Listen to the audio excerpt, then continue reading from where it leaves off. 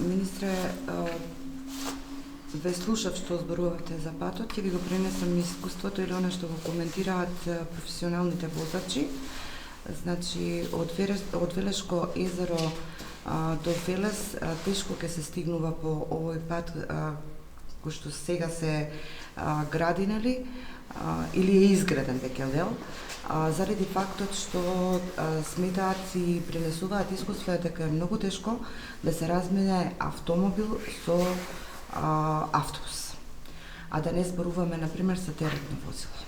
Сепак тој пат ќе треба да го користиме и ние велешани како алтернативен, доколку не сакаме да се возиме по автопатот. Добро, искрено сметам дека кога се дефинираат регионалните патишта, пак реков, конфигурацијата изискува одредени отстапувања, но тоа е во законските и проектните критериуми кои што се зададени. Ако сакаме поголемо решение, треба да го дефинираме како магистрален пат или пак друг вид на пат, тогаш ќе имаме вистинска. Таму иначе не треба да забравиме, затоа што е регионален пат, дека и брзината е ограничена како за регионален пат. Очекувањето, ако е дека на регионален пат ќе можеме да возиме 80, 100, 110, тогаш на вистина ќе треба да преиспитаме која е конфигурацијата на средината и што сакаме да добиеме.